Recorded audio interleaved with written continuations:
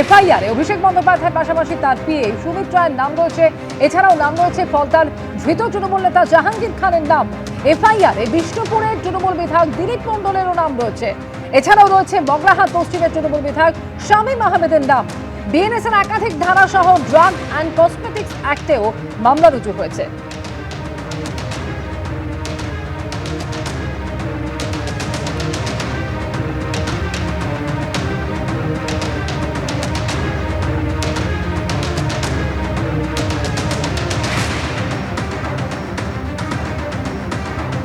অভিষেক ব্যানার্জি তো prime accused person, তার সঙ্গে লোকাল যে সমস্ত অপারেশনাল অ্যাসেটগুলো ছিল পলিটিক্যাল লেভেলে, যেমন দিলীপ মণ্ডল, জাহাঙ্গীর খান, মেহবুব গাইনি, এরকম প্রায় গোটা 12-13 জন রয়েছে। গোপাল সাহা, যেমন দিলীপ মণ্ডলের নাম দিয়েছি, এই হচ্ছে দিলীপ মণ্ডলের প্যাড। এতে পরিষ্কার করে রেখেছে, উনি নিজে বলছেন যে আমাদের এমপি অভিষেক ব্যানার্জির নির্দেশ অনুযায়ী আমরা এখানটা ক্যাম্পটা করছি এবং আপনারা 22টা রুমের ব্যবস্থা করুন এবং তাদের স্ন্যাক্সের ব্যবস্থা করুন। হ্যাঁ, এবার 15 দিন ধরে আপনার যদি 22 জন লোক, তার 22টা রুম আর এই স্ন্যাক্সের কত লক্ষ টাকা বিল হবে, এটা টোটালি কন্ট্রিবিউশন করতে বলেছে। বেআইনিভাবে এই যে ক্যাম্পগুলোকে অর্গানাইজ করা ডিএম এর পারমিশন ছাড়া, সিএমএইচ এর পারমিশনের ছাড়া অভিষেক ব্যানার্জি কি করে করলো? তাহলে ডিএম সিএমএইচ এর রেসপন্সিবিলিটি কোথায় গেল? আমাকে একজন ডিএমএইচ বলছেন যে আমাদের যে তৎকালীন ডিএম যে সুমিত গুপ্তা, তিনি নাকি সমস্ত বিএমএইচ সিএমএইচদের এসে বলেছেন যে সরকারিভাবে সব কিছু অ্যাপারেটাস থেকে আরম্ভ করে লোকবল থেকে আরম্ভ করে সব কিছু দিয়ে হেল্প করতে হবে ক্যাম্পগুলোকে। সেইটাকে ইউজ করিয়েছে ফোর্সফুলি ডিএম সুমিত গুপ্তা।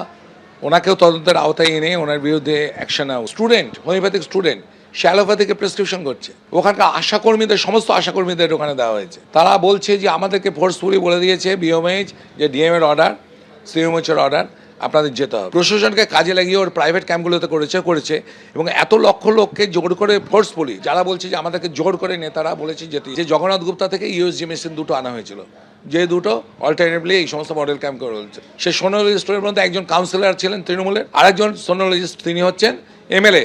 এই দুজনকেও তদন্তে আনা উচিত। অভিষেক বন্দ্যোপাধ্যায়ের ডায়মন্ড হারবার মডেল, সেই মডেলের অন্যতম উদ্যোগ হচ্ছে গিয়ে এই সেবাশ্রয় ক্যাম্প। আর সেখানেই এবার পরপর অভিযোগ কি বিনামূল্যে চিকিৎসার কথা বলা হলেও সরকারি হাসপাতালে ভর্তি না করিয়ে ঘুরিয়ে বেসরকারি হাসপাতালে ভর্তি করানো হতো। এরপর স্বাস্থ্যসাথী কার্ড ব্যবহার করে কোটি কোটি টাকা তুলে নেওয়া হতো।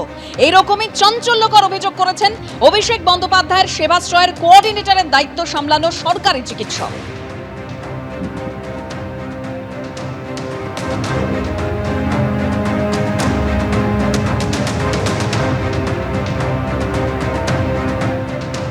সেবাশ্রয় ক্যাম্প নিয়ে ভুরি অভিযোগ সামনে এসেছে। সেবাশ্রয়ের কোঅর্ডিনেটরের দায়িত্ব সামলানো সরকারি চিকিৎসক, তিনি যেটা অভিযোগ করছেন যে সরকারি হাসপাতালের বদলে ঘুরিয়ে বেসরকারি হাসপাতালে ভর্তি করানো হতো এবং এই স্বাস্থ্যসাথী কার্ড ব্যবহার করে সেখান থেকে কোটি কোটি টাকা তুলে নেওয়া হতো।